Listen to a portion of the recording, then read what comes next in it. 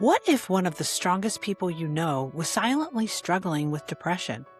Today, we're talking about a subject that doesn't get nearly enough attention: men's mental health. I hope you enjoy my conversation with a past colleague as he courageously shares his journey and reminds us that healing begins when we start talking. Thank you for tuning in to the Call Me Courage Good Conversations. Today's topic is men's mental health and is appropriately titled, You Can't Bench Press Depression Away. I'm your host, Kenna, and this interview series exists to shine a light on the remarkable stories of everyday people. Through honest conversations, we explore the triumphs, struggles, passions, lessons, and moments of courage that shape our lives. We believe every person has a story worth sharing, and that one story has the power to inspire, heal, encourage, and transform another life. Today's conversation focuses on a topic that impacts millions of people, yet remains difficult for many to openly discuss: men's mental health. My guest today is Brian, a former colleague from my software sales and consulting days. Brian was my company's contact for marketing programming at the software company whose product I sold and implemented for many years. Although it had been quite some time since we worked together, we remained connected through LinkedIn. One day, Brian shared a deeply personal article about his journey with mental health. Naturally, I was drawn to read it. The topic aligns closely with the mission of Call Me Courage and the work we are doing to encourage people to live authentically and courageously. What struck me most was that Brian wasn't simply raising awareness about men's mental health. He was challenging the idea that awareness alone is not enough. In his article, he reflected on growing up with messages many men hear throughout their lives: suck it up, deal with it yourself. Oh, nobody wants to hear about your problems. For years, he managed difficult emotions through intense workouts and pushing harder physically, only to discover that unresolved emotional pain doesn't simply disappear. His story is ultimately one of courage: the courage to acknowledge something wasn't right, the courage to ask for help, the courage to challenge long-held beliefs about strength, vulnerability, and what it truly means to take care of yourself.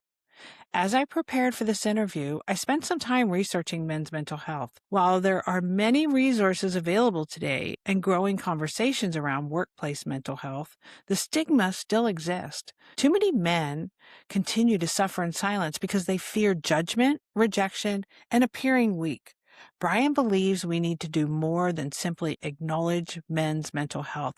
We need to actually talk about it. We need to create space for honest conversations and encourage people to seek support before they reach a breaking point.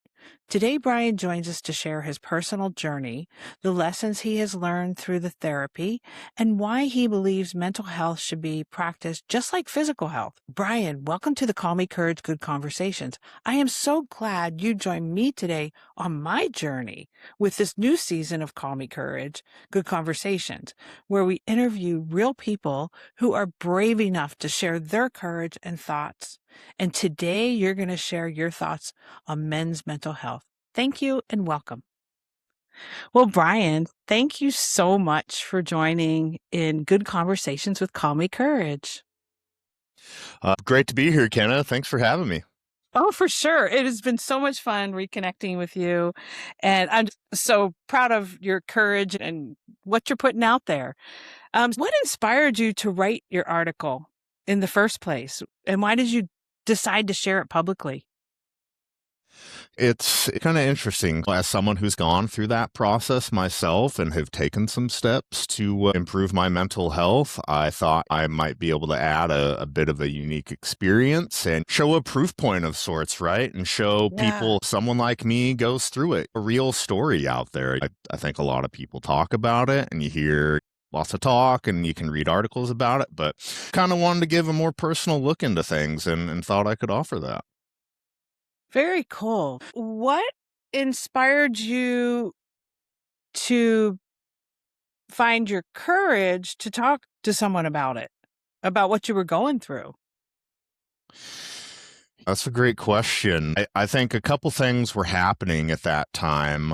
I knew I had an upcoming annual checkup with my doctor, and some of the strategies or things I was trying to do to cope previously with some of the things I was experiencing they just weren't really working anymore. I'm a gym goer. I love to go to the gym and lift weights and all that stuff and try to stay in good shape. And a lot of that was trying to use any frustrations or feelings of depression, anxiety, trying to pump that into my workouts, provide some additional energy into my workouts. And so was realizing that I really wasn't doing anything to kind of fix my mental health problems, like I hate to call them voices, but they're just different feelings or thoughts that I was struggling with. The gym was a good way to kind of exercise those away. And, you know, around that time, I was finding that when I'd get back to my car or I was on my way home or back at home, all those negative thoughts and things were still coming back and coming back faster after I was done. And just realizing that it was kind of a Band-Aid fix and that my problems weren't really going away. Rather, I was just getting kind of a temporary break from them. So that's kind of what urged me to reach out and bring it up to my doctor. Wow. Growing up, what kind of messages did you receive about what it meant to be a man? And how did those beliefs shape the way you dealt with your difficult emotions? I think I've probably got a pretty relatable story to a lot of other folks out there. Came from a blue collar family. I'd say pretty old school approach to masculinity, manhood, what it means to be a man, all that good stuff, which is, hey, it's important to be tough and life is tough. And when things get tough, you just got to keep going. It's that suck it up mentality, a lot of stuff Right. like that. I suppose that worked up until a point for me. It just wasn't a sustainable approach anymore. I needed something more than just, hey, deal with it, tough it out. That just wasn't working for me anymore. In your article, you talk about suffering in silence. What did that look like for you, and how did it affect your life? Yeah, I think it's more of that kind of suck it up message and kind of Okay. get conditioned over time as men. I suppose we can be, everybody's got problems out there, right? And Mhm. what's it going to do for you to try to offload your problems to other people or tell other people about your problems? I'm potentially spreading the misery if I want to open up and talk about that stuff, right? I finally decided enough was enough, and the things I was doing before just weren't helping me. So something had to change. In talking to you and in reading your article, do you even feel that talking about it with other people would have even helped, or just was it really going to see a therapist? Yeah, that's a great question. I think it's definitely the therapist lens, I Mhm. think, that really helps. Because the stuff I was going through was heavy stuff, and I think Yeah. it's what's the words I'm looking for here? It's I think you're to ask one of your friends or a family member Yeah. to kind of go through that with you might be asking a bit much. Not that you can't, Yeah.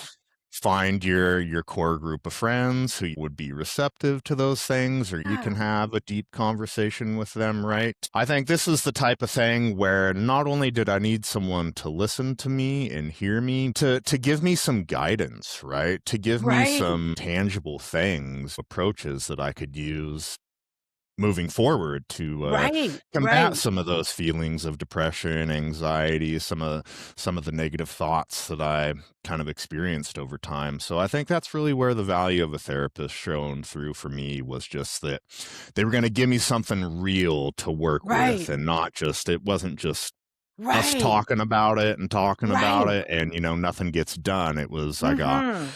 recommendations from my therapist, approaches to try, books that contained a lot of great strategies and tips to work through some of my mental health issues. So that's really where I think speaking with a professional therapist Right, really somebody really was that's valuable. trained in this. Yeah. Exactly, Yeah, exactly, because and that's I yeah. I can feel where you would go into silence, because I would be the same way. It's nice to talk to somebody, but they're not trained in it. There was something that you wrote in your article which I really, really liked. and I don't even know how we could advocate for this, but you had written that you feel like everybody could benefit from going to therapy. Why don't we start teaching this in schools? I can't speak to it since it's been what I'll call just a while since I graduated high Exactly, school. But right. I don't know what schools do these days. I love that you had written that. I'll go back to my questions here. Was there a particular moment or turning point that made you realize that you needed help? Was it just you working up to go into this doctor visit and thinking, wow, it's time I really ask? yes, I had a doctor's appointment coming up Okay. at the time. The other thing I noticed was when I'm in the gym, I can blacking out isn't the right word for it, but like Okay. when I'm in the mode, when I'm Okay. lifting weights and all that stuff, I clear my head for the most part. I'm just focused on the task at hand. Anything else, any other worries or stuff Okay. going on in my life typically seem to kind of disappear or take a break. Closer to my appointment coming up with my doctor, I noticed that I was kind of living in that state of mind where those frustrations and things like that, they were still at the forefront of my mind, and was kind of battling them in real time when normally I could just get them to fade out at least for a bit, right? It was still kind of top of mind. I was still going through my sets and going through my lifts. I had some of these ever-present negative thoughts and feelings of anxiety and depression that were seeming to creep up still and get more intense, and the gym stuff just really wasn't having an effect on giving me that temporary break even at that point. What fears or assumptions did you have about talking to your doctor or starting therapy? Yeah, I think it's that stigma that's still present, Mhm. right? Which seems to be even a little more potent when it comes to men specifically. I think the potential for a judgment to be made about myself, right? Judgment from the doctor upon me bringing it up, or Right. judgment from a therapist after I bring it up to my doctor and I get through my first session with my therapist. That's not really the focus. It's not trying to tear me down per se or say, hey, something's wrong with you. They just listened. They listened, Cool. and it was really free of judgment. My doctor said, if you check your insurance, you might find you have a benefit. Okay. Speak with a therapist. And I can't remember if I was referred to a certain, but maybe it was just that insurance where it was like, hey, if somebody's Okay. local and you can find them, try them out. And that's maybe one thing I might bring up here is I had kind of a one and done experience with my therapist.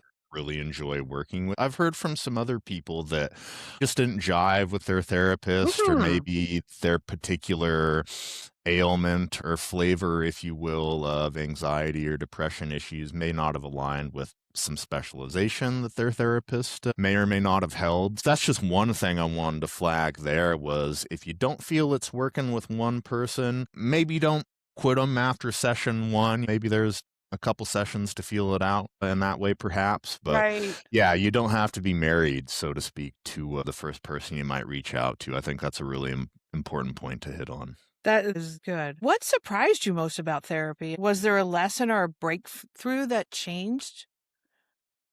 Or when it Yeah, changed? a couple of things there. In addition to the judgment and not having it be like thinking bad about myself or things the Okay. therapist's saying or making me feel worse or something, that definitely wasn't the case. I guess the surprising thing to me was that the actionable things were coming out of my discussions with the Nice. therapist, where I thought certainly speaking with the therapist is like a lot of the For sure. interaction, right? Is just having the For sure. discussions, right? My therapist has been great about giving me recommendations, or if I mention frustrations or different things I'm going through, she's got her background of research and different things to reference to say, hey, have you thought about it this way? Like Right. a different perspective into different things I might be going through. The readings were very helpful. She would recommend different books for me to read. And that's what I really liked, was that the book she recommended to me gave me something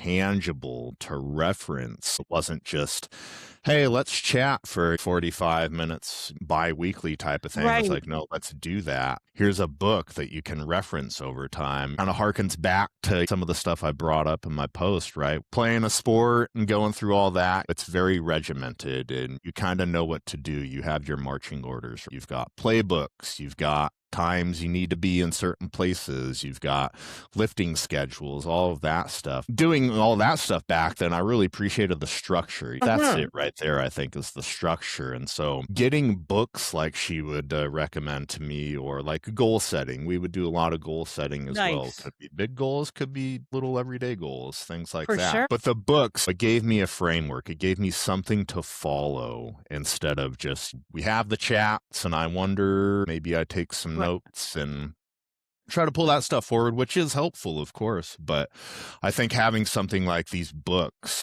to give me tips and strategies to try, that I really appreciate. It's like a mental health playbook of sorts at the end of the day. So I really appreciated that. Did you ever pick up one of those books when you were reading it and then you're like, I think I wrote this book, or this book was actually written for me?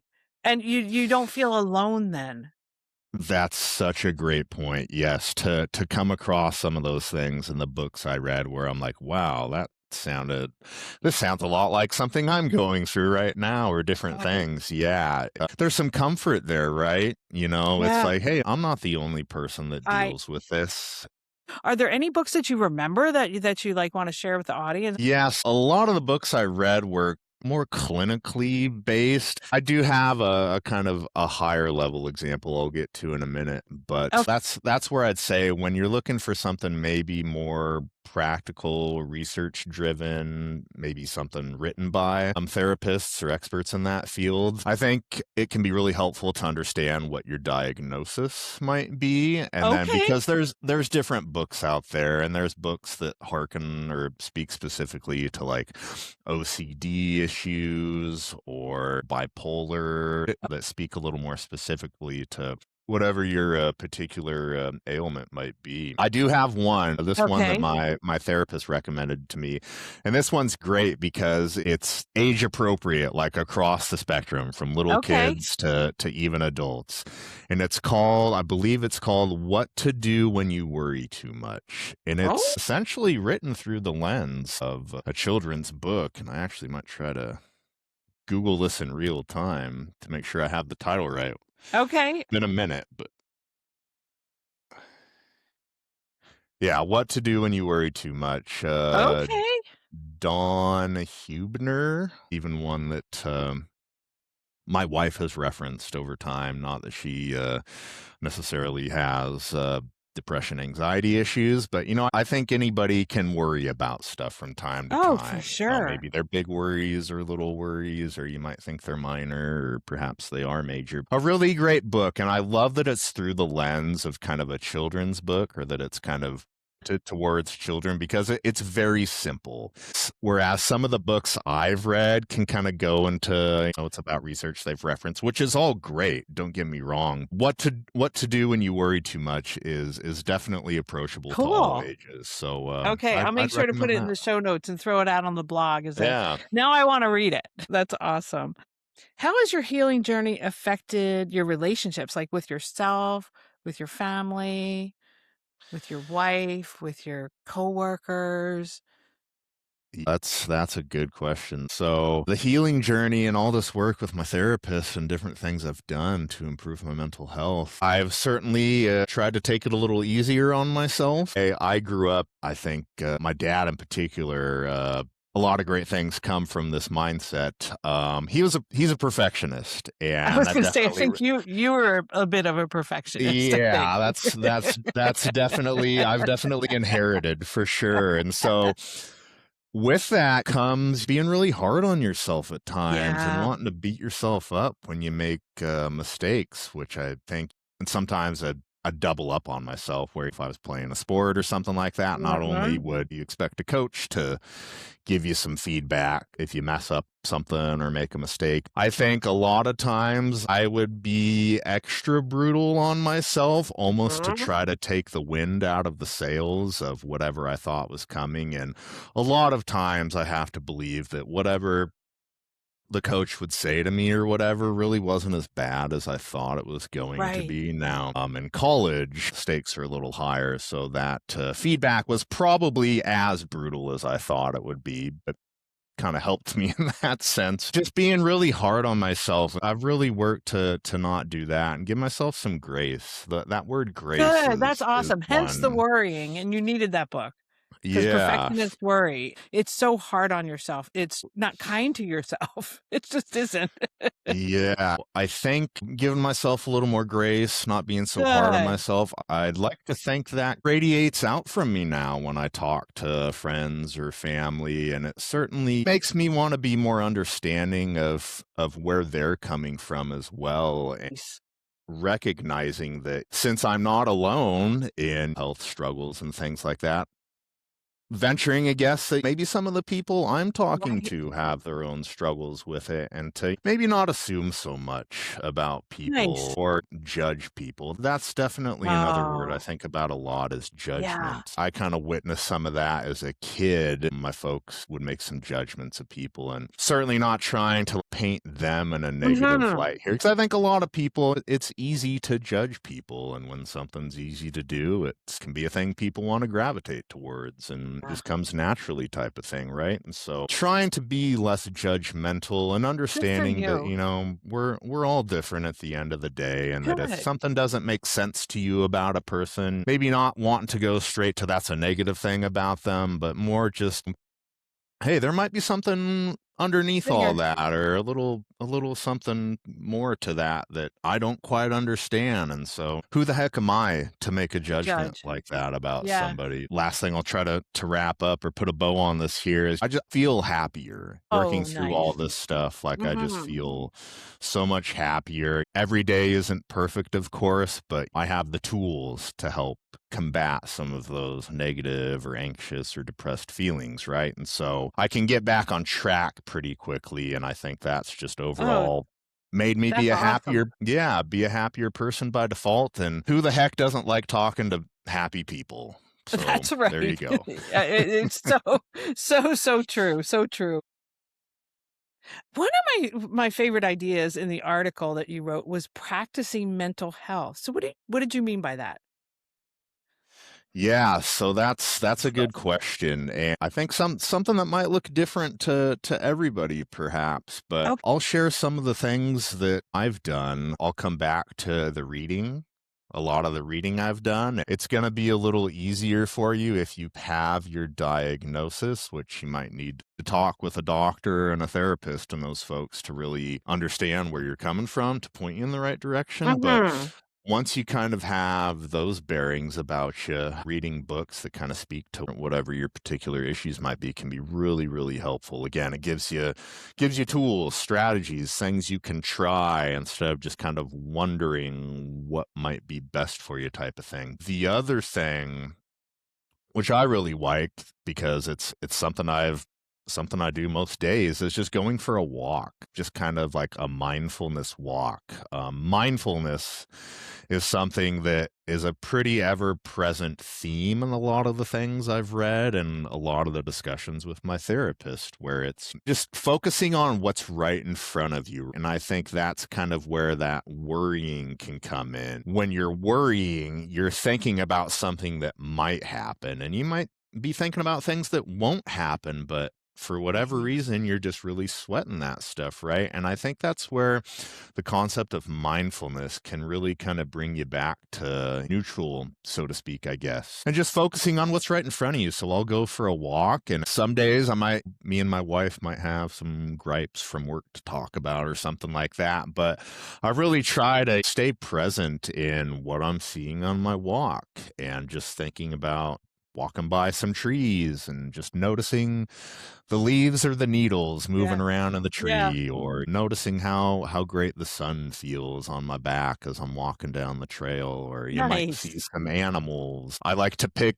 berries, blackberries in particular, which we have along one of the trails near where I live. And so I'm looking around for stuff like that. I'm focused on what's right in front of me. What can I Nice. see around me right there? And I think not only is it just a great thing to do to give yourself a little midday break from your workday, or whatever you might be doing in that day, sitting at your computer. It's great to take a break, of course, but just something to reorient your mind around. And I find that after I go on those walks, oftentimes I feel a lot better getting back into my work, and maybe I had some worries that I took from the first half of my day out onto my walk, and then I come back and they don't seem so daunting anymore, or I just have new perspective from my walk that I think Nice. helps me see the big picture, and helps me understand what's really important. So definitely recommend a walk and any applicable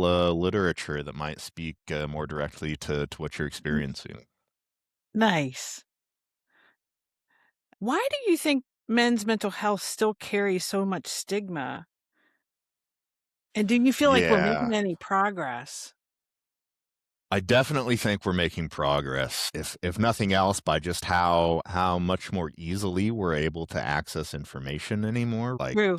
True. inventions like the internet just make it easier for people to share information with each other. I think that in general is a great aid. In terms of why do I think there's so much stigma behind it, I think it's generations upon generations upon generations of that. Probably similar messages that I got when I was a kid, right? The whole be a man, don't cry, suck it up. If you're going through stuff, guess what? Yeah. Everybody else is. Nobody wants to hear about it, type of thing. And I think that it almost seems ingrained to people's DNA at some point, right? Because I can gather, some of the stuff that my dad would tell me or would communicate to me about being a man and all that stuff was coming from his dad, talking to him about something like that. And that Yeah. came from his dad, and so on and so forth, all the way until the beginning of time or whatever. There's a lot of generational, just ingrained I, stuff to I have feel to like cut through. you bring up a good point, and I noticed my husband was watching a Tom Hanks. I think it's on World War II. And it's a documentary. When you say it's generational, it's like men, and it just doesn't have to do with North America. It was the world that was going Yeah. through where men did have to suck it up. They couldn't have feelings. They had to go into war, or they had to take care of the family, and they didn't have time for those kids, and they had to go tend to the farm. I think you're right in that word generational, and it was a different world. And we're here now where it is a different world. And so you're not having to go out in the Yeah. field and plow it all day long, where that going Right. back to your exercise. So we do want to talk about it. And ironically, I'll tell the audience, I'm into astrology, and there's a guy that was a football player, Ricky Williams. And maybe some of you would know of him, but he wrote this Leela app with Stephen Forrest. I'm very involved in the astrology community, and I just go on to a Zoom meeting last week, and Ricky Williams comes on. He says, I was just in Washington to talk about men's mental health. I'm like, see, he was a football player. Like you, Brian was a football player. They don't want to talk about their Right. feelings. I appreciate, Brian, that you brought this up and that you were willing to be on good conversations with me. If there's any man listening today who's struggling but afraid to ask for help, what do you want them to hear? That's a great question. I would say take it seriously.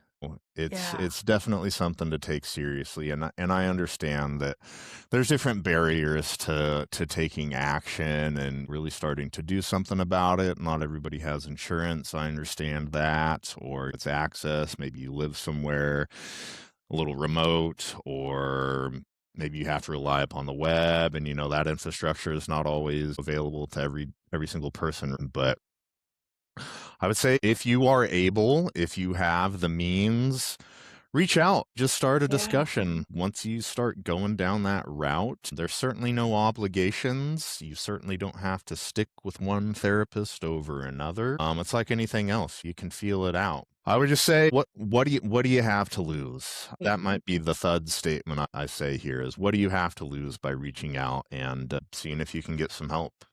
Looking back, what do you wish your younger self had known about strength, vulnerability, and mental health?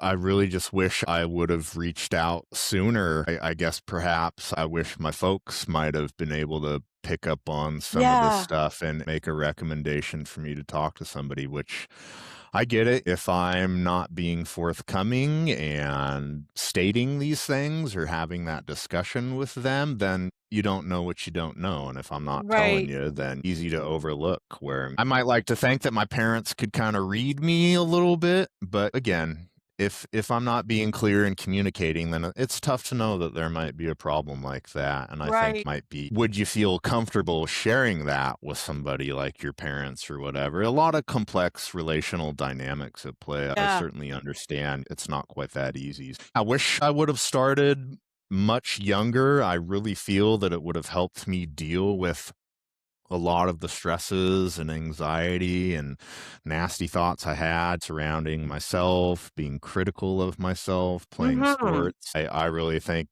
like you might have said earlier, I mentioned in my piece, I really think anybody could benefit from it. Right. Right. And I think a lot of it is this, it seems like it's so reactive, the model, right? Or, people don't want to Right. do something until they discover that there is a problem or a challenge that they're experiencing. And of course, you want to go that route. If you find a problem, you do want to react. All that to say that I don't think you necessarily should have to think you have a problem just to acquire that knowledge, and just Yeah. perhaps you encounter a moment later on in your life that becomes a moment where you develop some anxiety or depression issues. Had you been seeing a therapist, maybe you'd already be equipped to handle that stuff head on, and it wouldn't take root and kind of get a little worse over time. That's one scenario I could think of in terms of like, hey, do it proactive instead of reactive. Just wish I'd have started much younger, and I'm talking probably even like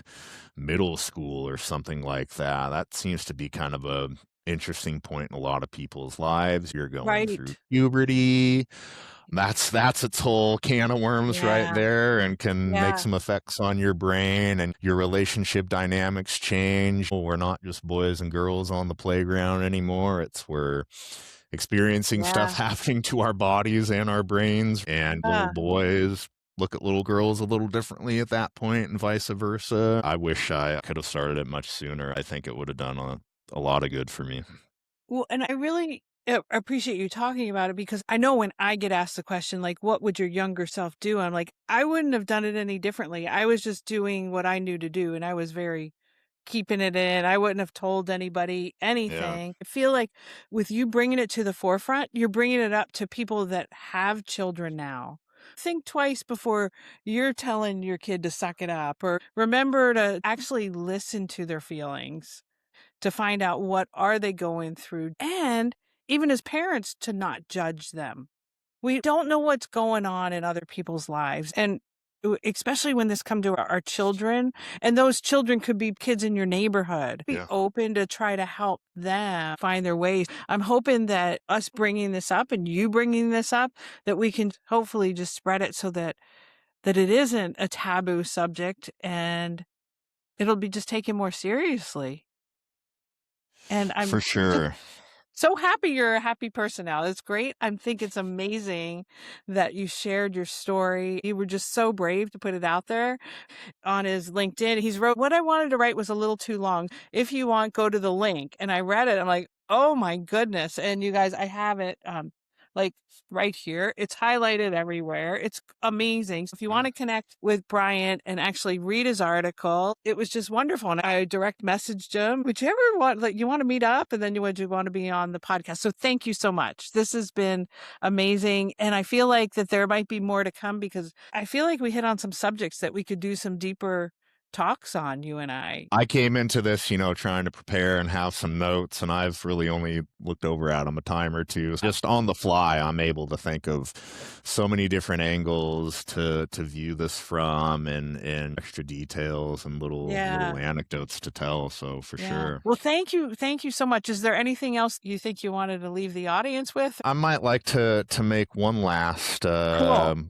plea or statement of sorts here. A lot of the reason why I shared what I shared on LinkedIn was that I think men's mental health in general is underrepresented, but I think then in particular, the types of men or men in certain industries, I think, like that message really doesn't seem like it's broken through as much. And so if there's anything I can get people to remember here about my chat, I come from a blue collar background. I don't presently work a blue collar job, so to speak, right now, but that's how I grew up. My folks did blue collar work. My first jobs in high school, and then first graduating, I worked at a roofing company. I worked at an aluminum refinery once upon a time. I worked with a relative for an excavation company. I know what that chatter sounds like, and obviously I've been in locker rooms. I've been around those typical places where it seems like the mental health discussion and opening up are like at the bottom of the list of a very long list of things that those guys would want to talk about.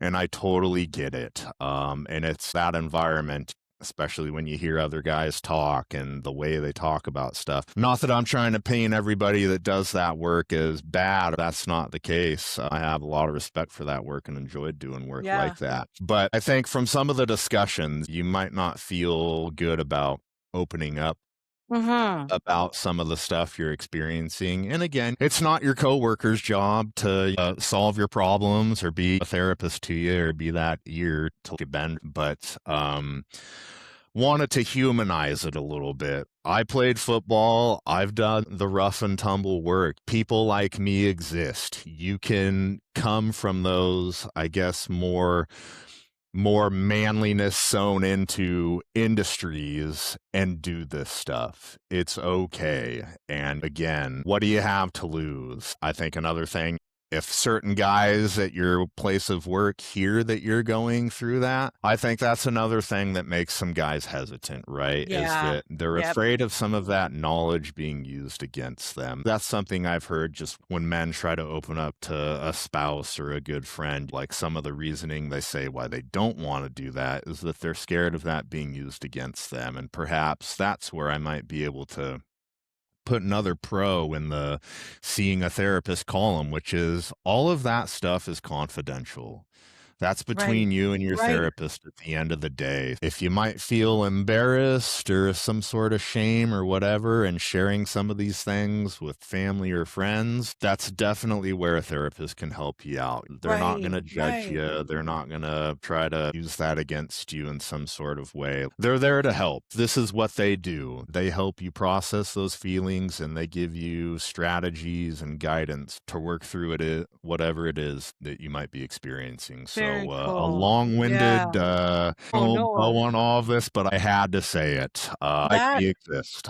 Is a great wrap up. That is so good. And I love that you brought up the confidentiality because there's so much we wouldn't say to people that are friends or family. We can hardly even say it to ourselves. Yeah. But yet it needs to be said. And confidentiality is important. Like you said, it gives you a place that it is confidential. Yeah. Well, thank you so much. Thank you. Yeah, thanks for having me, Kenna. Really appreciate the time. It's been great connecting with you, so this won't be the last of it. Thank you. Bye. Take care, Kenna. Bye. I so appreciated that Brian opened up and shared his story. The conversation was so insightful and meaningful. My hope is today's discussion reminds men everywhere that they are allowed to be vulnerable. They are allowed to talk about what they're feeling, and they are allowed to ask for help. In fact, asking for help is not a sign of weakness. It is one of the bravest and strongest things a person can do. If anyone is interested in connecting with Brian, I will leave his LinkedIn contact info in the show notes. Thank you, Brian, for reconnecting. It has been great, and I know we will have future good conversations. And thank you to you for listening to Call Me Courage Good Conversations. I hope today's episode has given you something to reflect on, talk about, or perhaps even act upon. At Call Me Courage, we believe courage isn't the absence of fear. It's choosing to move forward despite it. Take time to reflect and ask yourself, what does courage mean to me? I want to remind you that you are allowed to pause, you are allowed to choose differently, and you are allowed to trust what feels true for you. Take time to reflect and ask yourself, what does courage mean to me? Until next time, choose courage gently and extend yourself grace. And remember, your strength lies within. Bye-bye.